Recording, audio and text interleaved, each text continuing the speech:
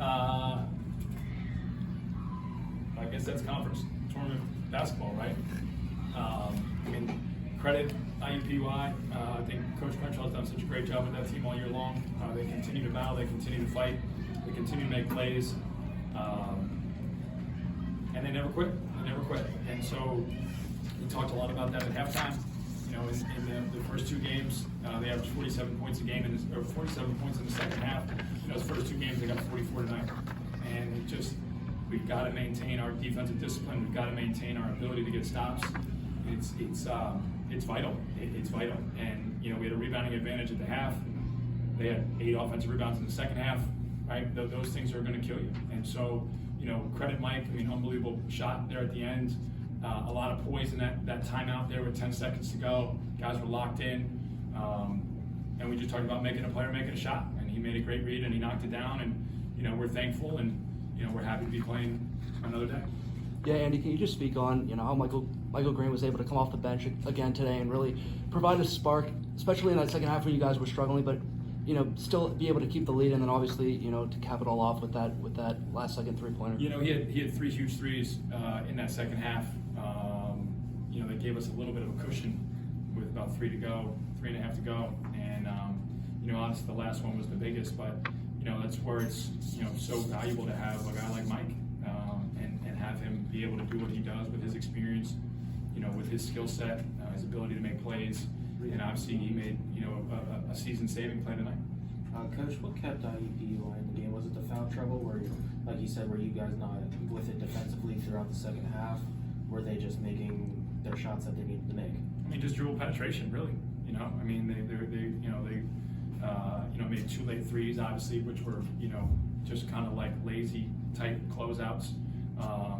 But until that point, you know, everything was in the paint, or everything was the free throw line, and they just put pressure on you by getting constantly in the paint, and we couldn't control closeouts. So, you know, it's similar to what they did to us in Indianapolis. We couldn't control the closeout. They just kind of attacked us, and you know, we weren't able to keep people in front of us, and it led to us being in rotation a lot in that second half. In the first half, we didn't give up as much penetration. In the second half, we gave up a lot.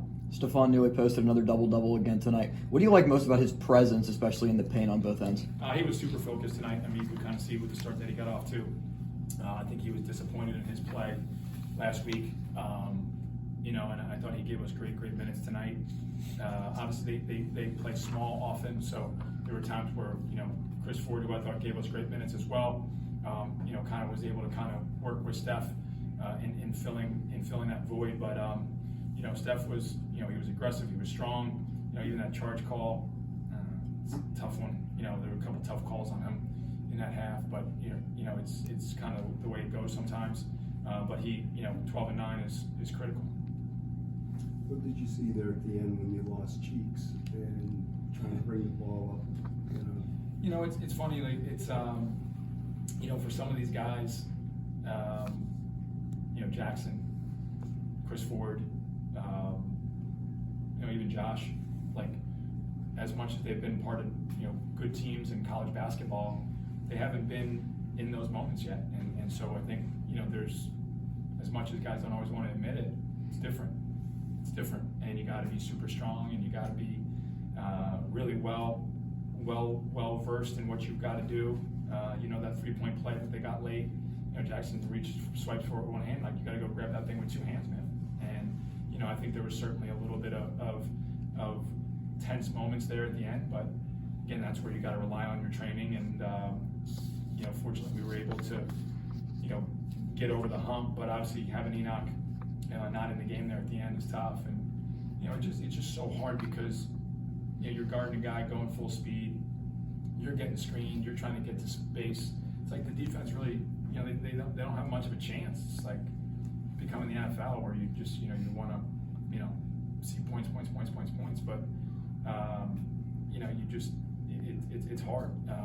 You know, and Enoch got a foolish one at the end of the half, which he didn't need, and that really, I think, you know, kind of hurt us because he couldn't start that second half, and then you're just a little bit hesitant, you know, from there on out because you don't want to pick up more fouls. But again, thankfully we were able to figure it out. Despite those final 2 minutes, what do you think was the one key takeaway, or maybe multiple key takeaways, playing IUPUI back-to-back, that was able to help with a different result?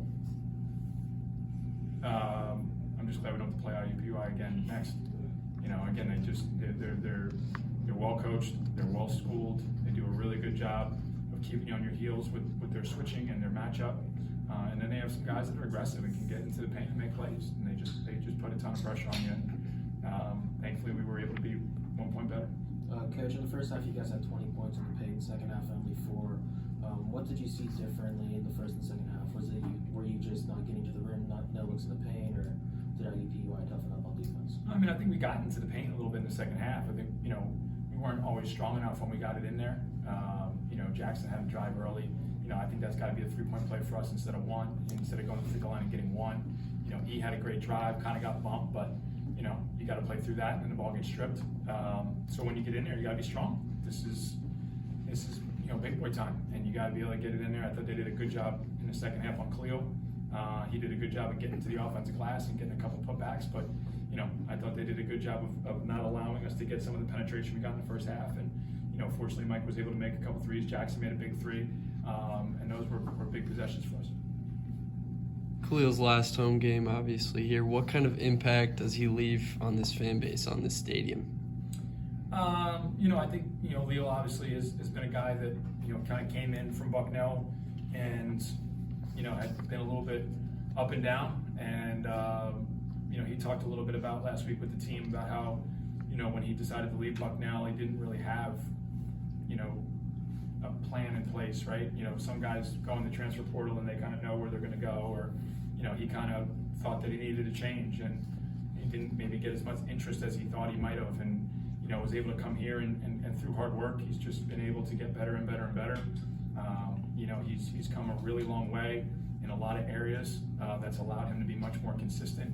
And, you know, for a guy to play, you know, almost 2.5 years really, and be 1,000 points here, 500 rebounds here, is really impressive, because, you know, during that COVID year, he didn't get eligible right away, and obviously we didn't play as many games, and so, you know, he started to see a little bit of what he could become towards the end of that season, and then obviously these last 2 he's been really special.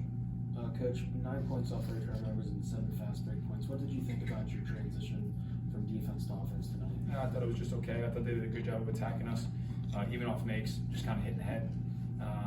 Not always off a turnover, but off makes, just hitting the head and being able to try to, you know, just create advantage. And, you know, we were allowing them to attack us, and, you know, that's usually a bad recipe.